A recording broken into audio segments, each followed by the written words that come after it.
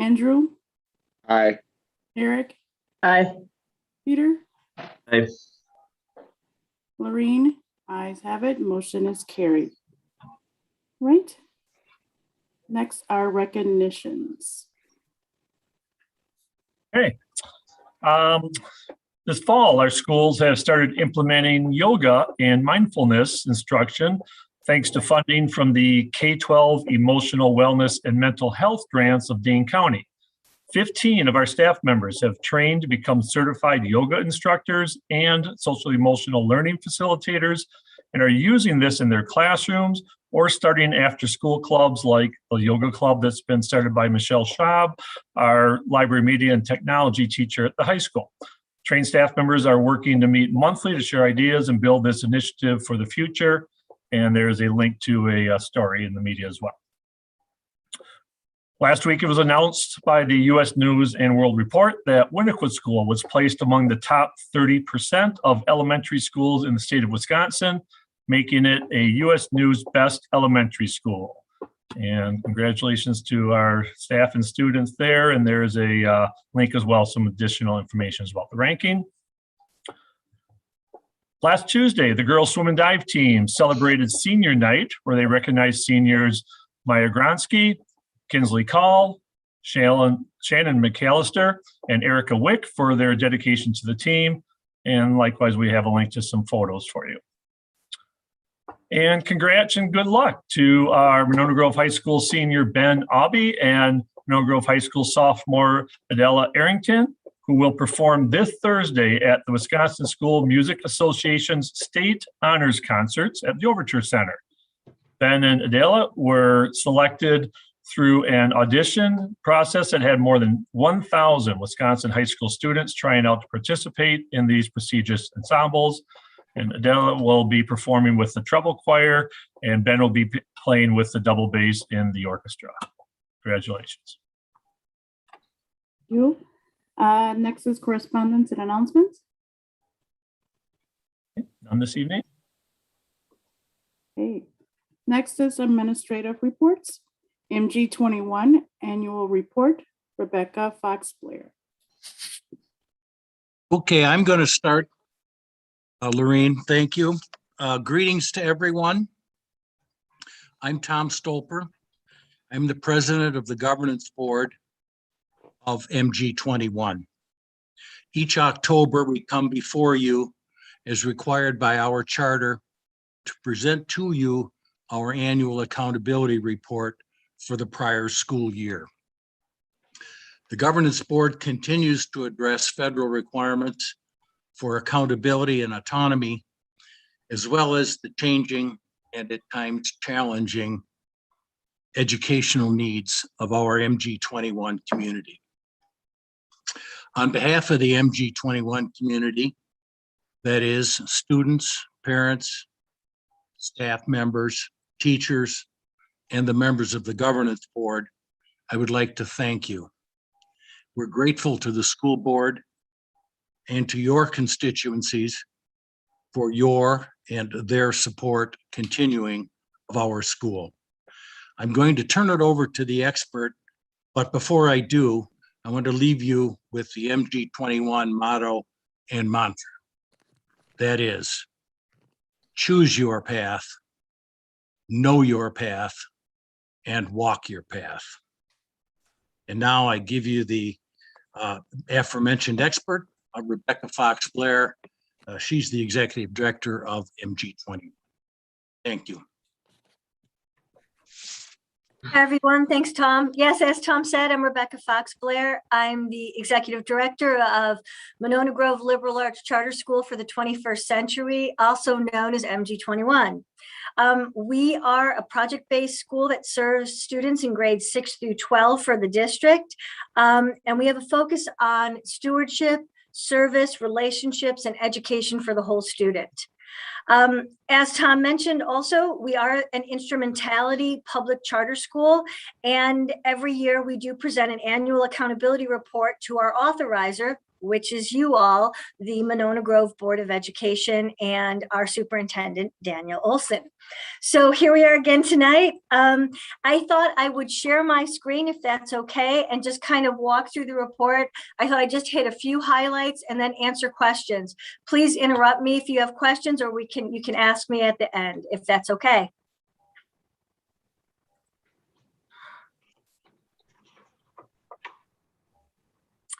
Can everyone see that okay? All right. I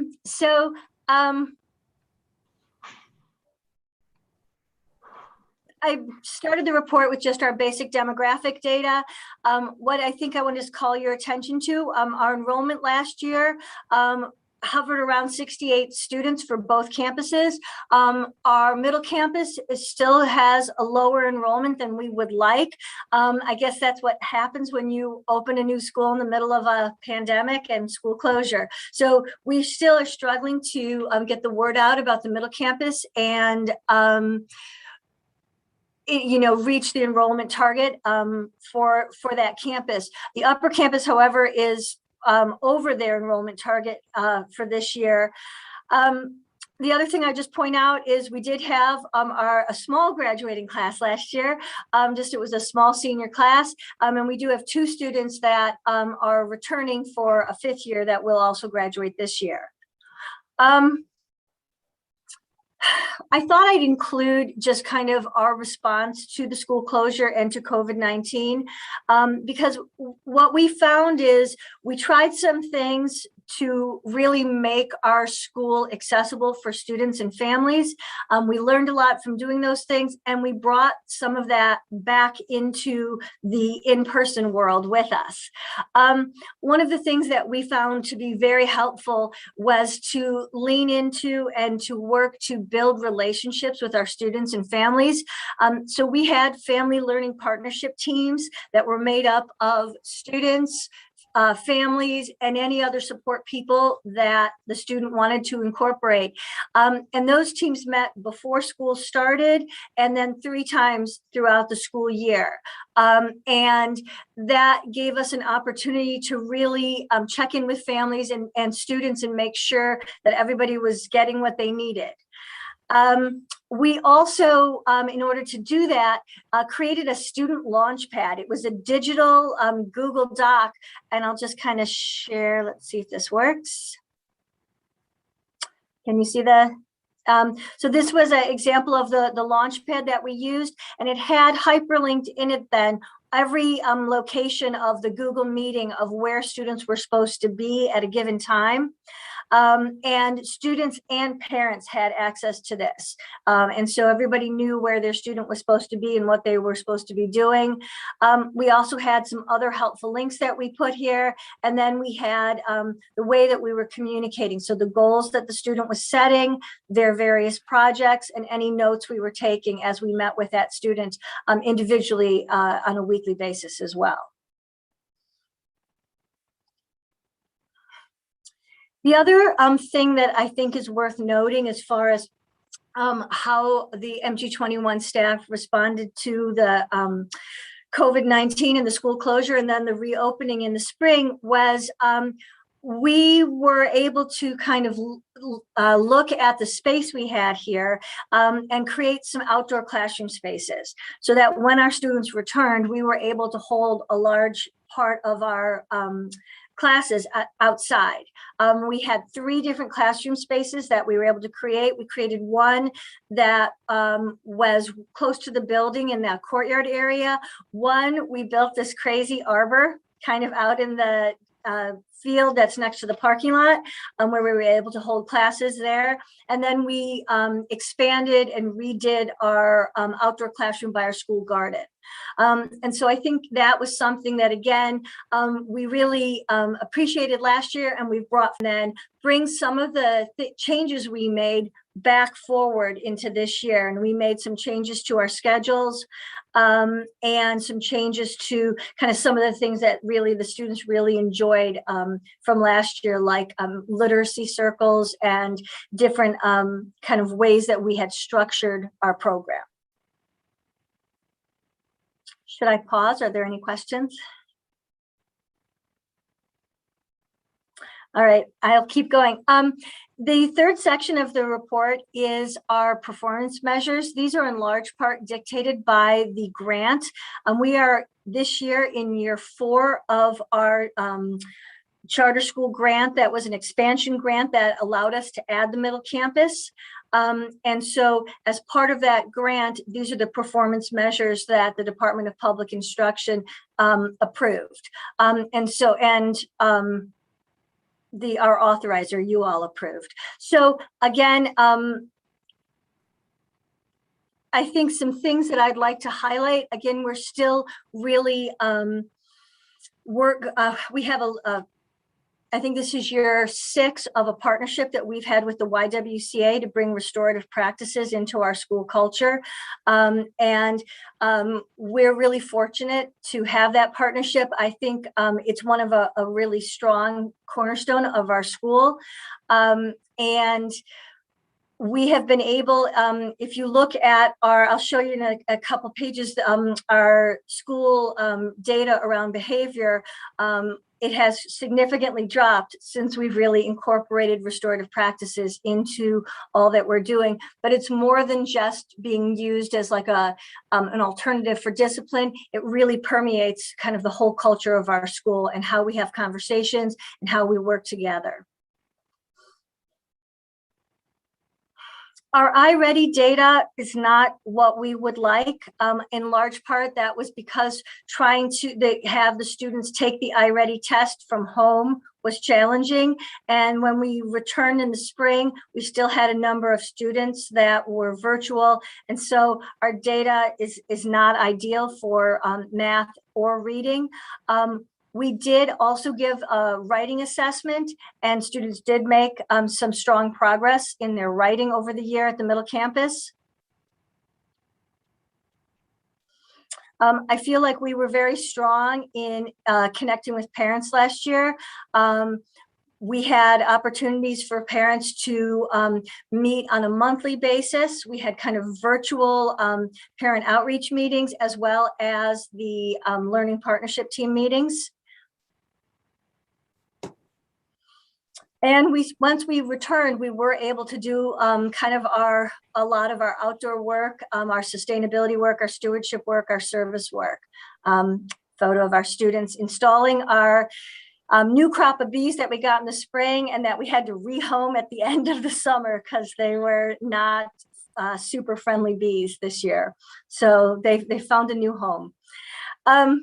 Here's our discipline restorative practices data. And again, you can see that if you look at the data, we started out in 2017 and had a number of different referrals here.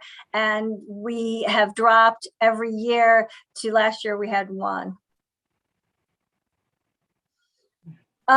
Our restorative practice data, we weren't really able to do a lot of circles in the virtual world, but we did have our restorative justice circle keepers continue meeting and continue kind of planning community activities that were virtual for our students. I've included the budget data, our regular budget and our grant budget. We did carry over $51,825.96 to this year because we were not able to complete some of our purchases due to supply shortages, due to the school closure. So that will be added to this year's grant monies. Our staff was able to really take advantage of being virtual as far as taking classes, attending conferences. You can see there were a lot of different things that staff members did over the closure and throughout last year. As a teacher-led school, we work with our administrators, but in large part, we run the school day to day. And we moved, as we've expanded and had more students and more staff, we've moved to a shared leadership model. And so this past year was our first year of really implementing that. We had a number of different shared leadership teams, and each team kind of set their own goals and kept their own data. And I think we were very successful, even doing this virtually. And we will continue this work this year. Our teams are meeting as well.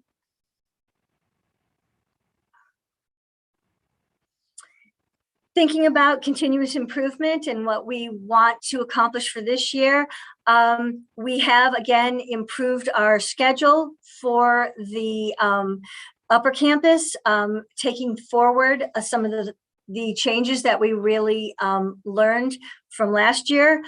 We are implementing, one of the things we were able to do with our grant was to develop a 6-12 outdoor education curriculum.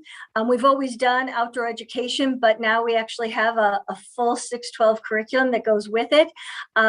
And so we're implementing that now, and that includes the middle campus kind of working out at the Cottage Grove School Forest, and it includes the upper campus working with the Ice Age Trail Alliance out at a property called Swamp Lovers, which is about 500 acres of prairie and oak savanna that we are land stewards for. We were just out there today collecting seeds. So that is, I think, a really great shift for us to have a strong curriculum that has the science strand, the leadership strand, the stewardship strand running through it. We do have a new staff member this year. Joel Jurowski joined us at the upper campus. Ian Lowe left at the end of last year, sadly for us, but Joel is terrific and he's a wonderful addition to our staff. I just included a little bio about him. And then we have made some changes to our college and career readiness program because Joel brings with him a really strong background in community outreach and mentoring and internships for students. Additionally, included in the report are summaries of our curriculum at the middle campus and upper campus. I did link the outdoor education curriculum and then the survey results from our parent and student surveys.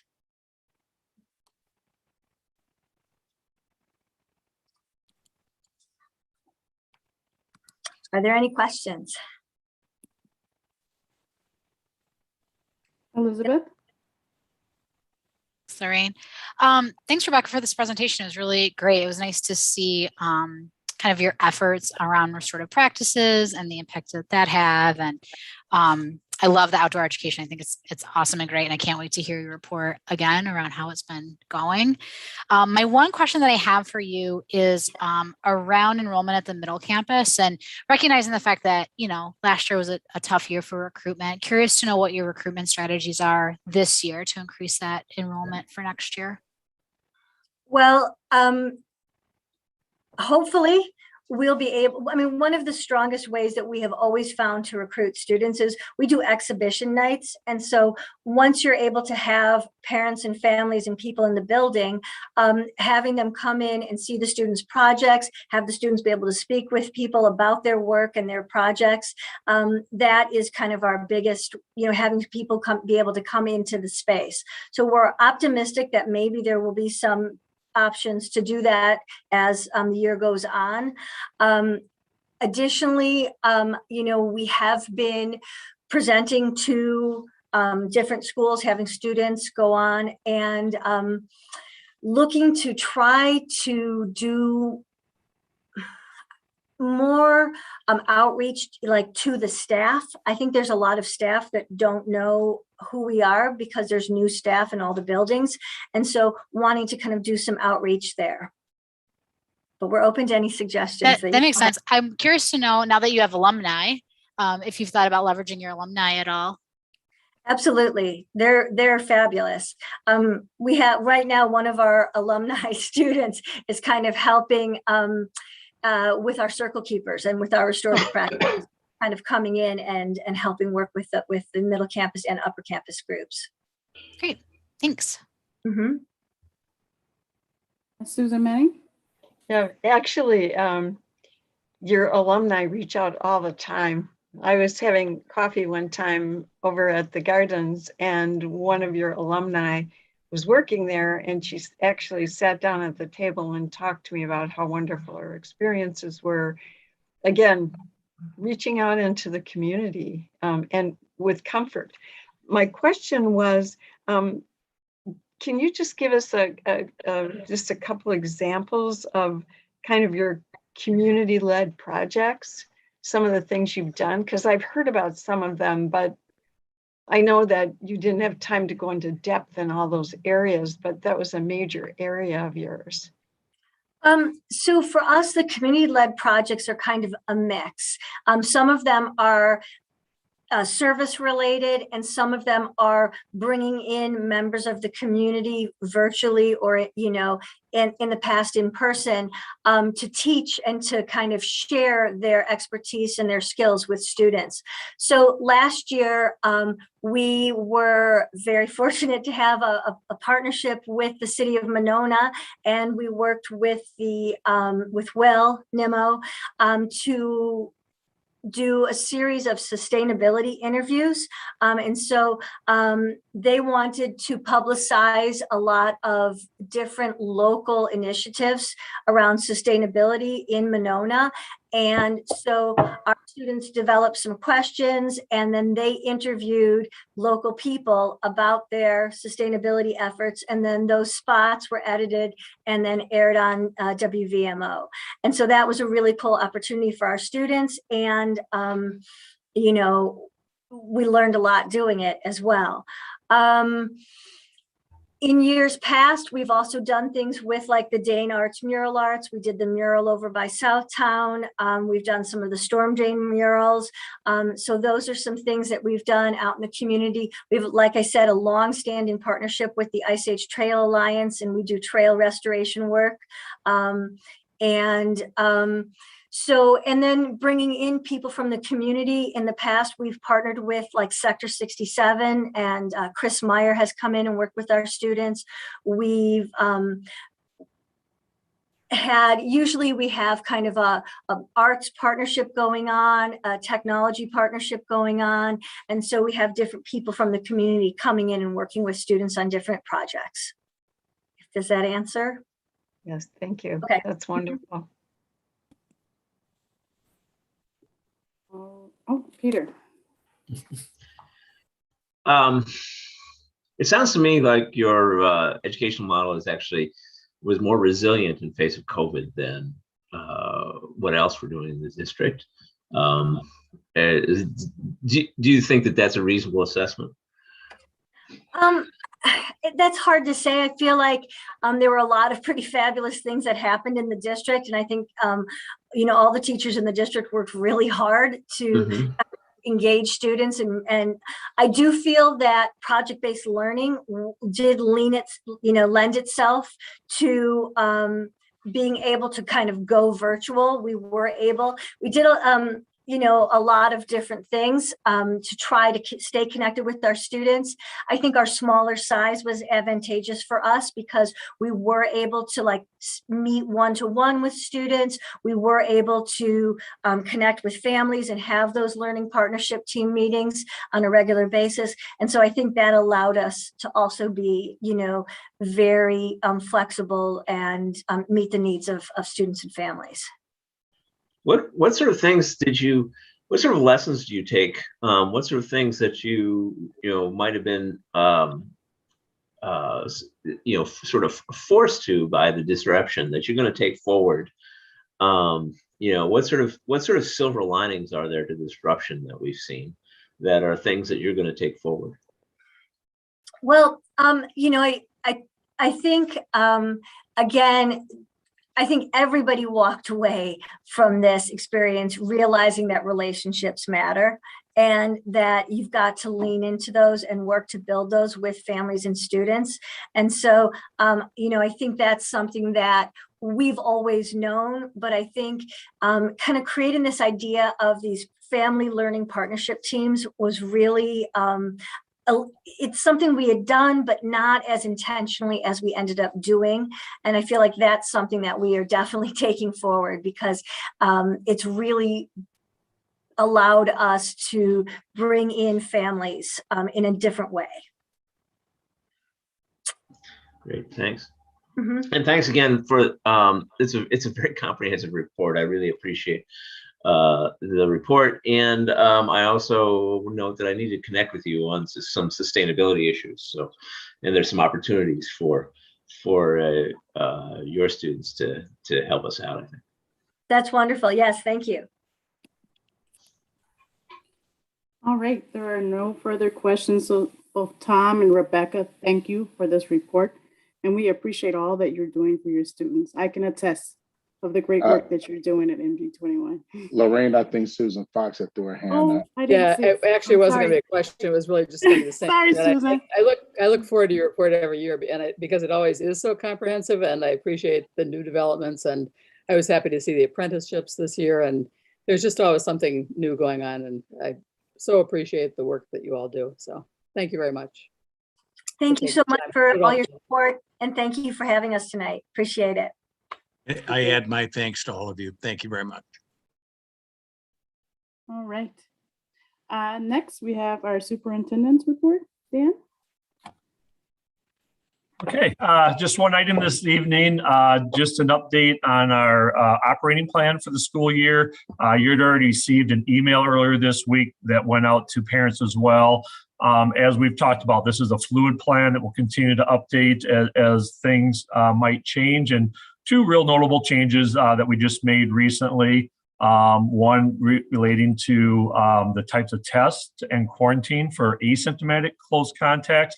As you know, one of the biggest challenges that we have, of course, is one thing to be able to follow the protocols in the school to keep our kids safe, but the more important thing is we want our kids in school. And so we really would like to try to, minimize the amount of time out of school for students to have to quarantine or isolate. And so we're actually really glad that we got some recent guidance from Public Health Madison-Dane County that we can use, rapid antigen tests to get kids back in school if those are negative for asymptomatic close contacts in certain situations. So that's a real positive thing. And then we're always trying to improve our communication, right? There's so many different things to go through to work with our parents when we have students that are going through this process. And so we have some updates to get to that communication piece. So again, I'd really like to thank, Krista takes the lead in coordinating with our entire health team. It's just been unbelievably awesome through this. And of course, Katie as well is a big part in helping pull us together with our communication. So, any questions?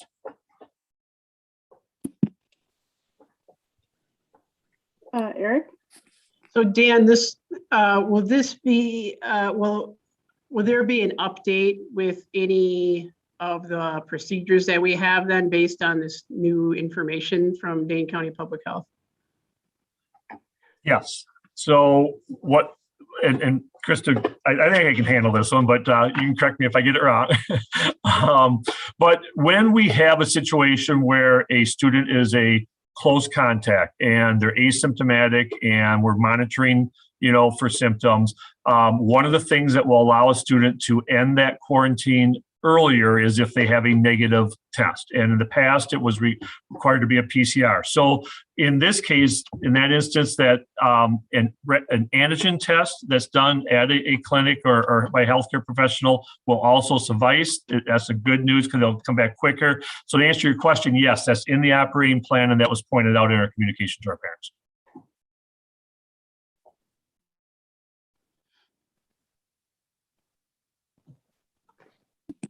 Susan Manning? Dan, do you have an idea of when you're going to report out to us about vaccination? the new vaccination plan? Sure, I would expect that I would have an update certainly at our next board meeting. So remember, as a reminder for everyone, that that becomes effective December 1st. I can tell you right now that Nicole and her team are doing a fabulous job of, and I don't want to, I'm glad you asked that question, Susan.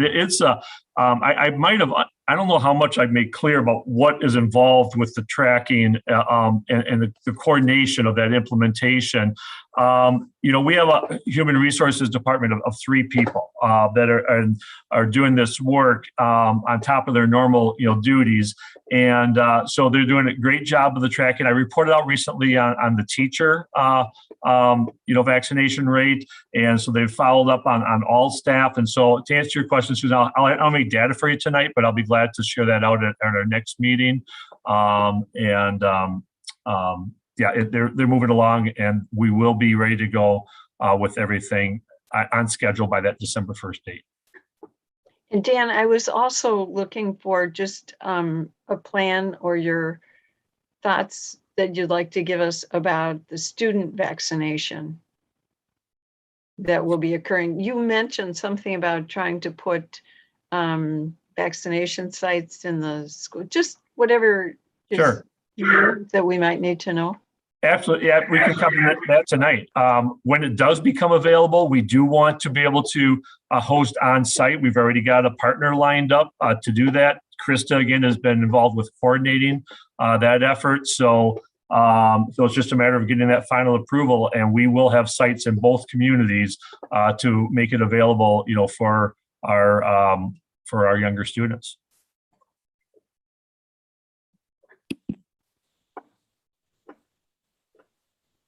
Okay, doesn't appear to be any other questions. Okay. All right, next is the Ad Hoc Sustainability Committee. Peter? Hi, let's see. The Ad Hoc Sustainability Committee met last on Thursday, the 7th, and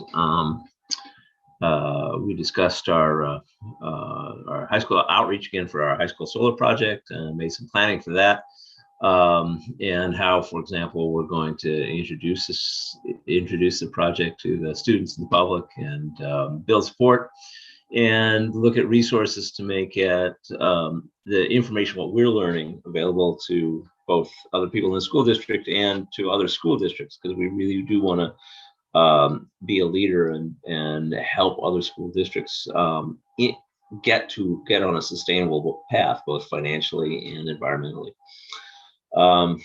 So there's a lot of planning discussion about that. Our next meeting is the 4th, will be Thursday the 4th, and we're planning on getting on a regular schedule of meetings on the first Thursday of every month.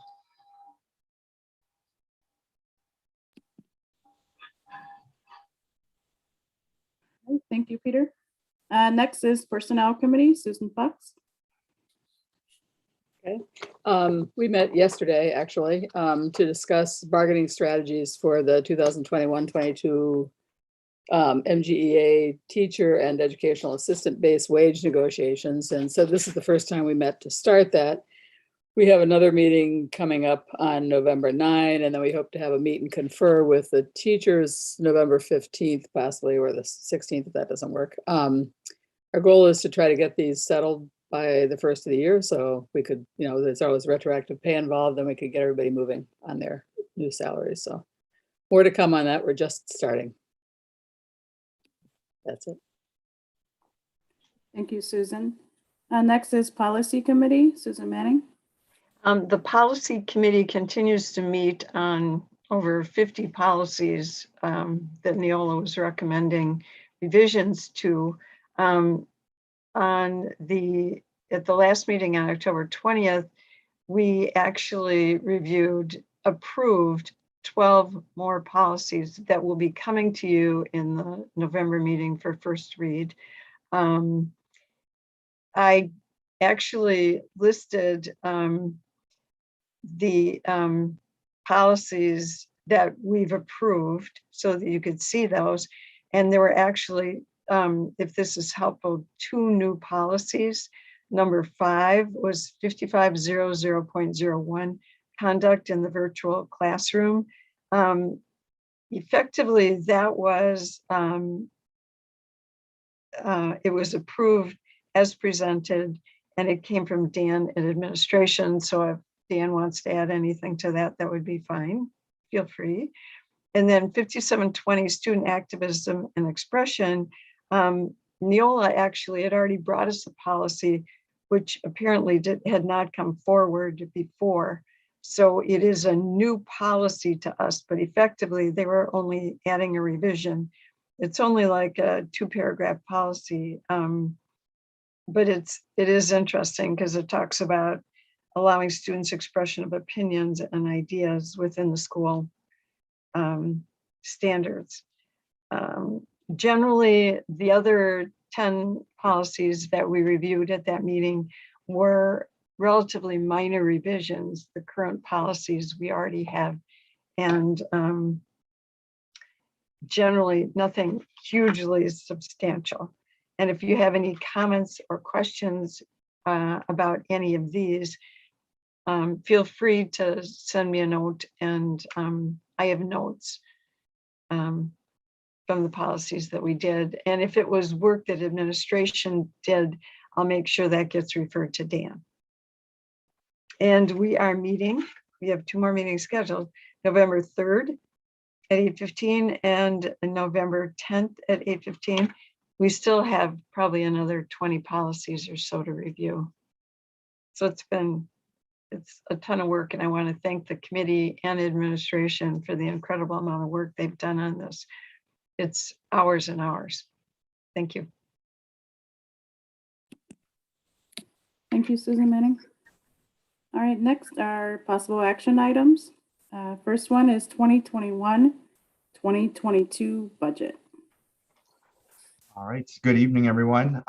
This budget, or this item, and the next one sort of go hand in hand. As you recall, we had our annual meeting / budget hearing on September 13th, where I presented our preliminary budget based on assumptions. We were still waiting on our third Friday enrollment count to come in, our October 1st equalization aid certification to come in, and then our state equalization aid on October 15th. And so all those have come in, and now we're at the process of setting, or the board needs to approve our final budgets and then set the tax levy that will be certified tonight, and then those will be notified to the municipalities. So the first item here is the 21-22 budget, and attached in public content is 2 items. One is the actual budget adoption per DPI, which is very similar to what you've seen before. And I will point out where the changes have happened.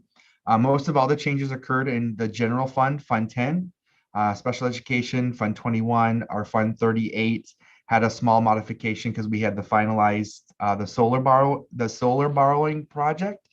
So we saw a small increase in the payment that needs to happen in this upcoming fiscal year. Other than that, everything else stayed consistent from what was been presented in the past. When we're talking about the overall, the first area that you're going to come to in the packet for the budget is Fund 10. And just to point out that this is based on DPI's approval process or layout and format. It can get a little confusing because when you look at the number columns, it's audited 2019-20, which is actual, it's been audited. The second column of numbers is unaudited 2021. We've completed our audit. We just don't have our final audit numbers certified yet. So those are actual spent amounts. And then the third column that we're actually approving tonight is budgeted. And COVID definitely has affected that, because if you recall, when I presented the budget at the budget hearing, we did put a significant amount of money into fund balance, because obviously with us being virtual, there were some things that we did not purchase and stuff like that. So if you compare the bottom line of, expenditures from last year to this year, it's going to look like we've increased our budget by $2.8 million. And that is not the true picture. We're truly increasing from, if you take the budgeted amount that we had last year, if we were in a normal school year, we will see an increase of about 1.4. The reason that 1.4 is coming into play is we are opening a brand new elementary school this year, and a majority of that funding is coming out of general fund. Obviously, some of it trickles down to Fund 27. The other part of it is that this is the first year in our biennium, and as I've shared with the board before, there was a significant investment in equalization aid payments. That did not give school districts additional funds to spend on classroom, students, and staff. It was really just shifting the burden of who was going to be responsible for paying for schools. So in our situation, we're a negative aided school district, and that sets up the concept that our property values in a very archaic formula is very high per student. And so in the eyes of the state, it says that our property taxpayers can pick up a larger burden of our overall revenue that we can collect. That's the other document that I submitted, is our final revenue limit. School districts, we don't have the freedom just to raise as much money as we want unless we go to a referendum. We have a very strict revenue limit that we have to follow, and it's really based off of a 3-year rolling average. The amount we spent the year before, which was obviously authorized through the revenue limit, how much the state's going to give us on a per pupil increase, and that gives us the total revenue that we can spend, and then we subtract out what the state's going to give us for equalization aid, and that's the majority of our revenue. Yeah, our community has been very supportive, and the board has been supportive going to operational referendums. And that's the other point that I want to point out in this budget. This is the first year of the renewal of our operational referendum. So if you recall, we originally did a 2016 operational referendum for $2.6 million. And then that was expired last year. And then we did go to our community that was supportive, and we increased that operational referendum to 3.7. That's what's allowing us not to see, potential mass layoffs, being able to continue to provide compensation increases to our staff, add additional staff, because of our community being able to support that, because we went from 2.6 to 3.7. The other part that obviously is, in the headlines of the news is Esser funding.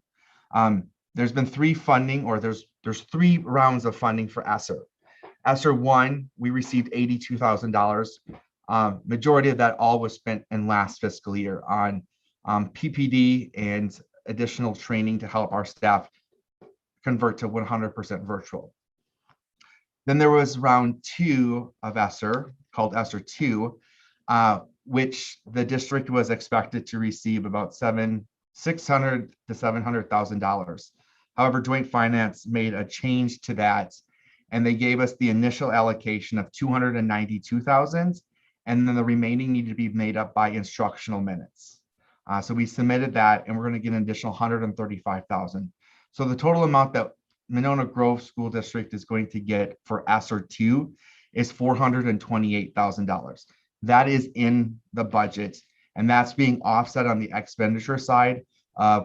We are hiring long-term subs to be in our buildings. Obviously, there's a sub shortage, and so we do have a sub budget. However, hiring full-time subs to be in the building to help with ensuring that our students have that coverage. In addition to that, providing curriculum hours that our teachers went through to develop curriculum that would transition back into school in person from the virtual, and continue to expand on that, working with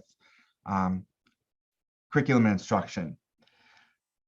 And so when we talk about only having $428,000, that's spent pretty quickly. And when you think about it, and if you did some comparison, Marshall School District, and by no means am I criticizing another school district for getting additional funds because of the formula, but they're receiving well over $800,000 for Esser 2. Stoughton is over 1.5 million. And so when we went through the biennium process at the state level, there was lots of talk about there was lots of additional federal funding flowing into school districts, and that was part of the justification. Our funds are increasing with some one-time costs with Essers in revenue of that 428,000. Other than that, the reason that we're seeing an increase in revenue is because our community supported an operational referendum that went from 2.6 to 3.7. So when we look at that, we're seeing a change in what I had originally estimated for the amount that our property tax payers would pay towards our general fund levy. Had originally said it was going to be about 22,408,000. That amount comes in at 22,300,000. That amount decreased because we did receive additional equalization aid. And those parts counteract each other, because if we receive additional equalization aid, the amount that our property taxpayers pay is less, which is great. And that was one of the things that came out of the state budget that when we talk about 2/3 funding. So when we talk about state equalization aid, that was certified and just shy of 15,700,000, which was an increase over last fiscal year by 860,000. We had anticipated or used the July 1st estimates, and we were off by about 132,000. And the reason I say that we received additional equalization aid is because of the state biennium budget, but also by us having the amount of money that we put into fund balance as a negative aided school district. For each dollar that we spend less, we receive additional equalization aid. If we spend more, we lose aid compared to school districts that are heavily supported on the equalization aid. So the more that they spend, the more equalization aid or state aid they get. So it does benefit us for the overall aid side of things, for us spending less, because then obviously that pushes more towards the state, which then is going to potentially, if we get back on track and are spending our complete budget amounts, we'll probably see just a natural decrease in a little bit of equalization aid next year. When we also talk about enrollments, our resident enrollment pretty much, we gained half of the individuals back that we had lost during virtual. So when we talk about that on the revenue limit side of it, last year we had a declining enrollment. So we had a hold harness that was put in where we can spend half of that. Now that money went away. So right now we're really seeing about a $24,000 increase in our enrollments side of things for resident. However, we did see an increase in our open enrollment. So we're going from, originally I had anticipated receiving revenues of 3.8 million. We're going up to I had planned 3.8 million. We're going up to 3.9 million. So that's a significant amount of revenue that we do bring in to help offset our expenditures and provide those programming for our resident students. And so overall, from what I had originally asked for or talked through with the preliminary budget and the budget hearing, we're seeing about a $250,000 difference from that original. We do have a balanced budget. We're anticipating our general fund revenue coming in at $47,025,000, and we're spending that exact same amount. Obviously, these are budget amounts, and there's going to be things that are fluctuating throughout the year. Perhaps we don't spend all our Esser funds. If we don't, we obviously carry them forward. We're waiting for Esser 3 to be announced. We know DPI has their plan into the state. I can tell you we will not receive the full amount that was originally allocated because we did not meet the 50% in-person instruction guidelines that were applied to those, but we will be receiving some additional funds. The plan right now is not to have to use those this year and carry those forward to next year. However, if there's mental illness or mental health training that needs to happen as it relates to COVID, I will continue to work through that with student services in our buildings. But right now we're spending our Esser funds on professional development and bringing in building subs that are always in the building instead of relying on 100% on teachers on call. We still are working with teachers on call. However, obviously the fill rates and ensuring that people feel comfortable coming in our building and meeting those learning needs. And then, like I said before, everything else pretty much stayed the same other than Fund 38, where we saw about a $41,000 increase. And that is just because of our borrowing that we're doing with the great project that our Hoc Sustainability Committee has been able to do. And some of that work is starting to begin and will be finished this spring. And we'll really be able to start seeing the savings starting this summer.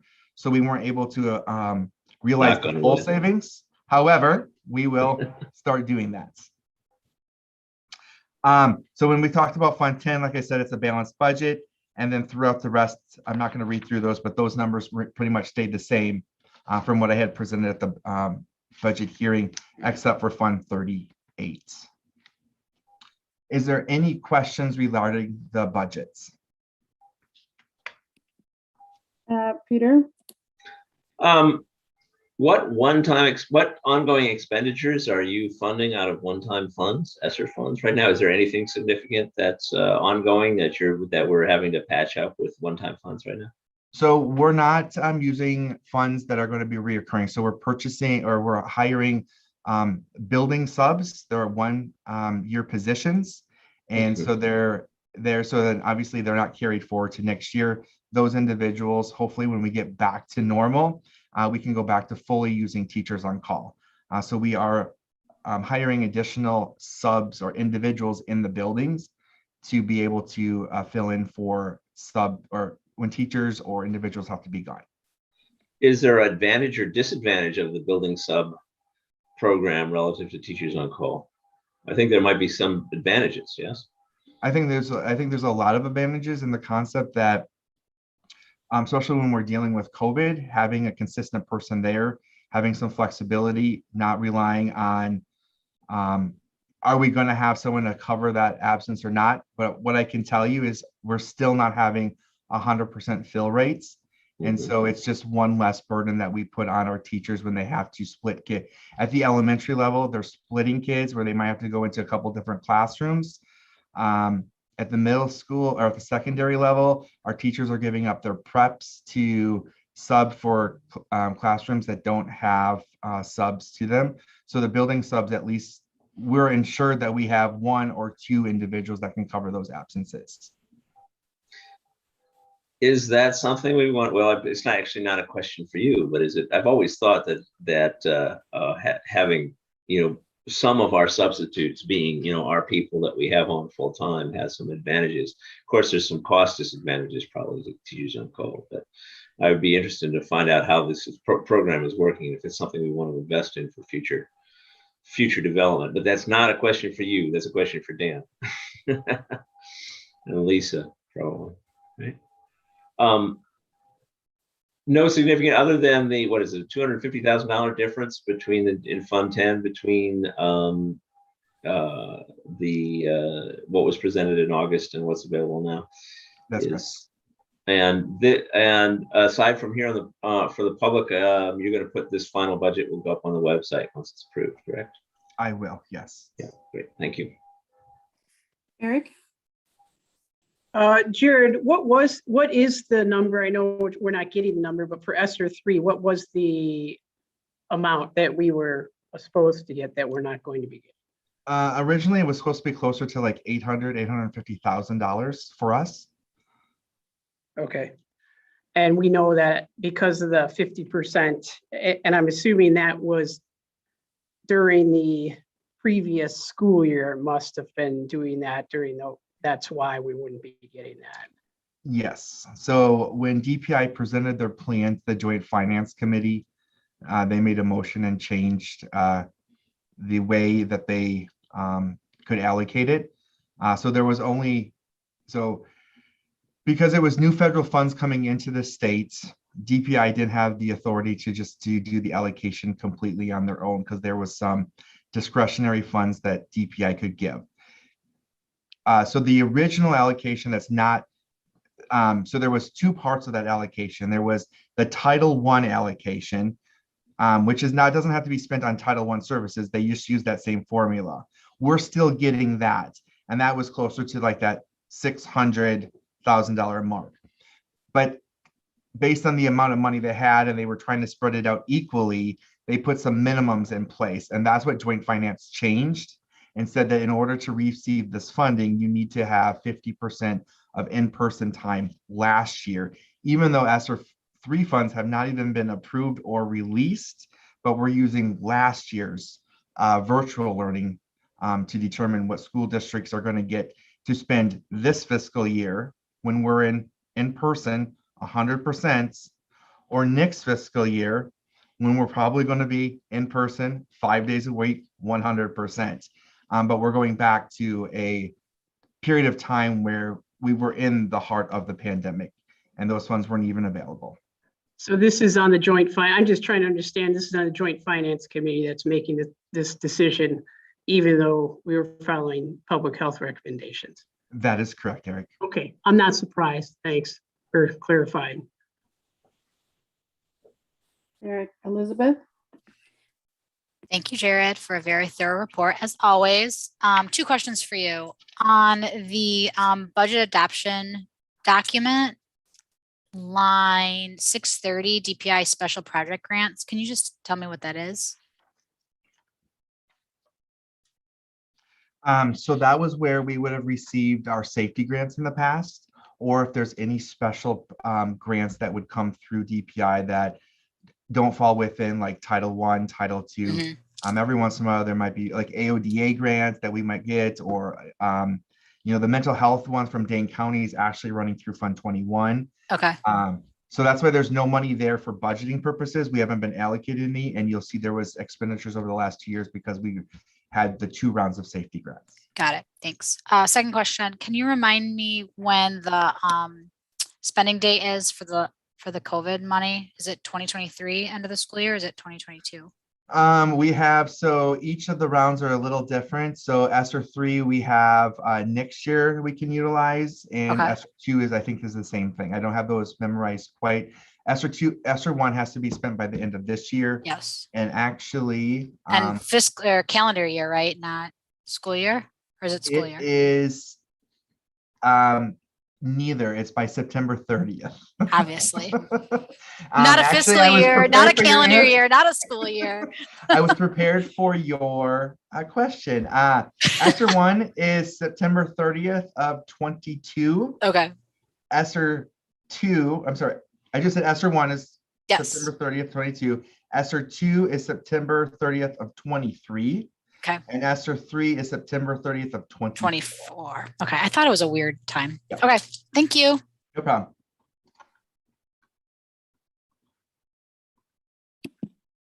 All right. Doesn't appear to be any other questions. Andrew? I'd like to move approval of the 2021, 2022 budget as presented. I'll second that. Any further discussion? Mhm. All right. Yeah, I have one more question for Jared, which is, we're in unusual times. What are your concerns about next year's budget that might happen come 2022, 23? Right now, we are not receiving additional funds. So any funds that we use that are one time on reoccurring, that's an issue. Obviously, I've tried to minimize that for us. Mhm. The other part of it is that next year is the 2nd year of the biennium. Yep. And there is no new money coming. We hear there potentially could be. So unless we see an enrollment increases, we're not seeing another increase to our revenue limit because our operational referendum took place this year. And that same amount is just replacing each year. It doesn't add to each other. I did have one more question. The fund balance increased significantly last year over this year over last year.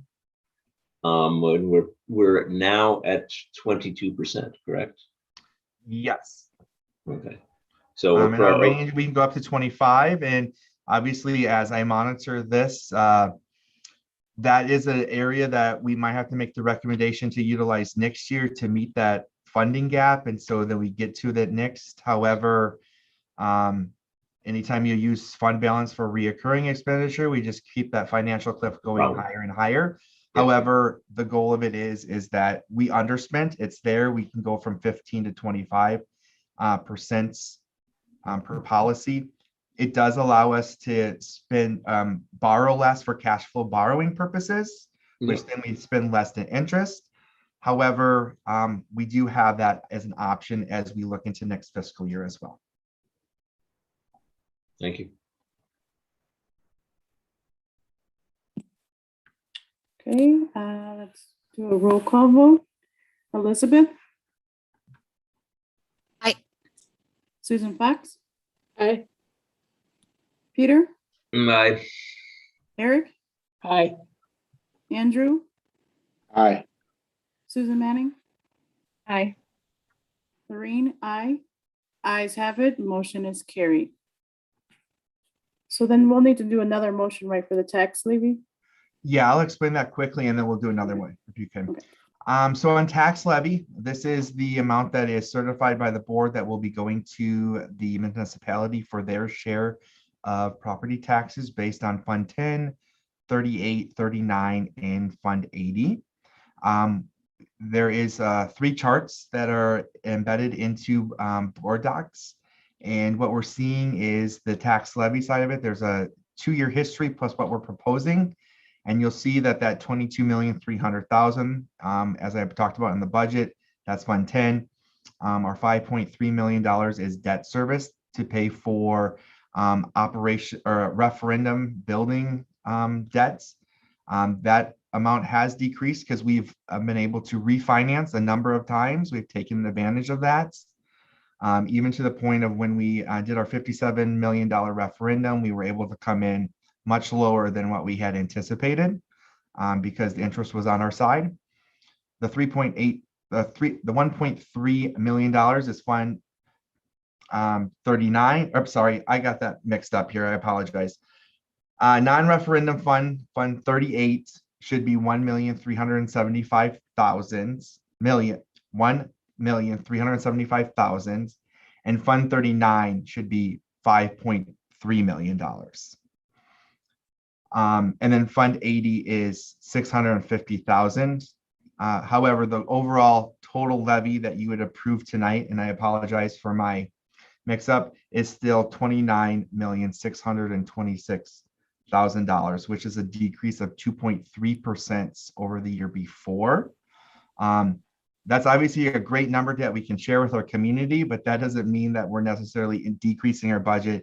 It's really a combination of not seeing residential growth and receiving additional equalization aid back, and the other part not seeing a per pupil increase on the revenue limits. However, we strive for ensuring that the tax levy continues to stay at a reasonable rate, which then transforms into the mill rates. So we take that 29 million and divide it into our equalization or equalized property value to come up with our mills or a mill rate. And so it will equal $11.52 per $1,000 worth of property value. Now, each municipality is going to be a little different based on their percentage of share of the district. And I know sometimes people like to say, well, compare the same dollar amounts year to year and say, oh, your taxes are going to decrease that. So I did put together a quick tax mill rate comparison for some different scenarios. So last year, 2021, our mill rate was $12.48. And if you take the property value of 200,000, 300,000, 400,000, that would be your estimated school taxes prior to any first dollar, net dollar, depending on, this is an estimate using straight up property value. So we can never give you an exact answer if a property owner calls. But we also saw a 5.8% increase in equalized value for the district. So you can't take the same mill, you can't take this new $11.52 mill rate and apply it to $200,000 home value, because everybody's tax bill is going to see a little bit of an increase on their valuation. And so that's where you'll see where it says the 200, then it goes up to 211,000. That's applying a 5.18% equalized value. To get a little better idea, so if we look at this, we can say, yep, our mill rate decreased. What does that potentially look like? And so if you're in that $200,000 home average, you should see approximately a $58 decrease. If you're in that $300,000 range, you're at about 88. If you're in the 400s, at 117, and so on. But these are estimates because it really goes back to each of your municipalities and the portion that they receive. And if you've done improvements to your house, you might see a larger valuation change. And so this is more of just a guide to give people an understanding it's not a perfect science. It's not a perfect, calculation. It's just to give individuals an idea.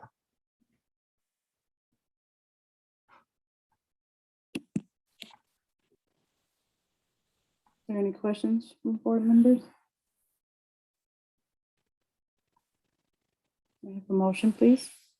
Oh, Susan, you have a question? I was just going to move approval. I move approval of the 2021, 2022 tax levy as presented. And I'll second that. Waiting for that one, right? Got to get in there, Elizabeth. Any further discussion?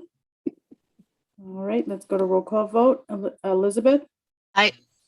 Susan Fox? Aye. Peter? Aye. Eric? Andrew? Aye. Susan Manning? Aye. Lorraine? Aye. Ayes have it. Motion is carried.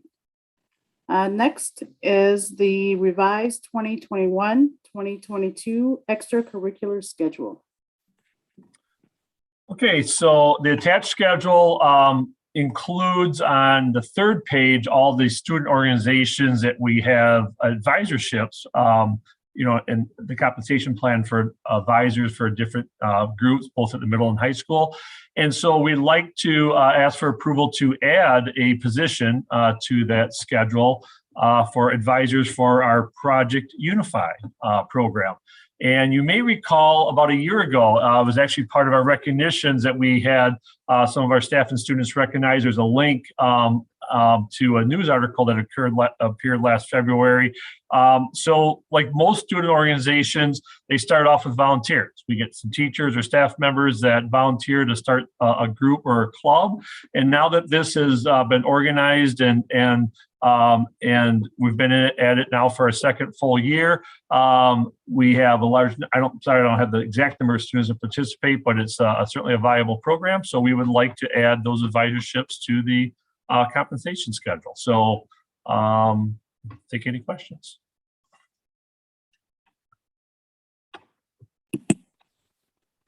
Okay, no questions. Susan Manning? This looks like a great position. I mean, I have to say, the way you've described it and portrayed it, it looks like a really positive move for the district. And I appreciate the work that you did on this. Elizabeth? I agree with Susan. My only question, and this is just like more of a logistical one, not about the position itself, but curious how you determine the percent of base. Yeah, so in the overall schedule, the last time, or when this schedule was a major overhaul was done to it, that base doesn't necessarily align with our base teaching salary at one time back in the day that it did.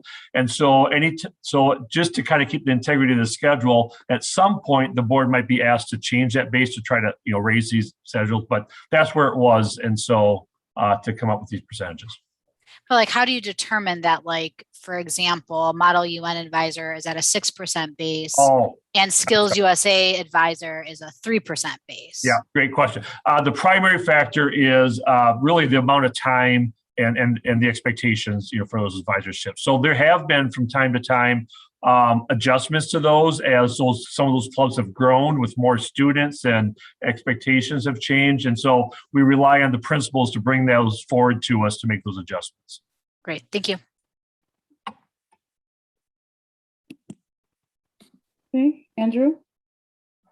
I'd like to move approval of revised 2021-2022 extracurricular schedule as presented.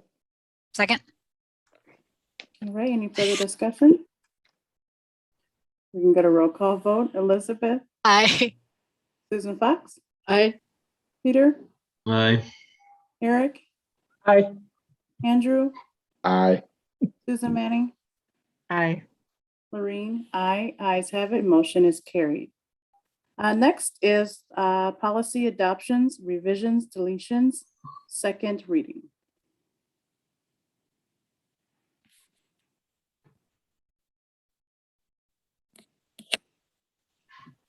I would move approval of the policies as presented.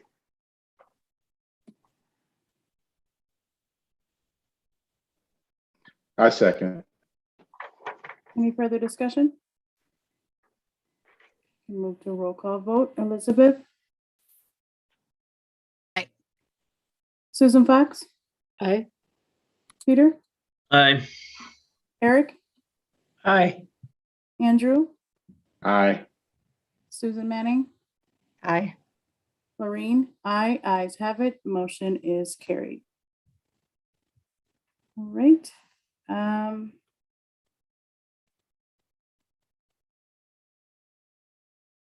All right, future meeting, or I'm sorry, is there something else after that?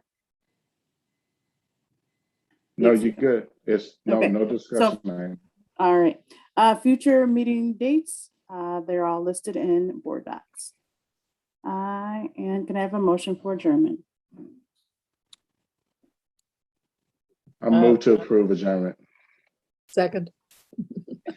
All right, all Ready. those in favor? Aye. Aye. Ayes have it, motion is carried, meeting is adjourned. Have a good night, everyone. Bye, Thank you. everybody. You too. All Bye. right. Good night.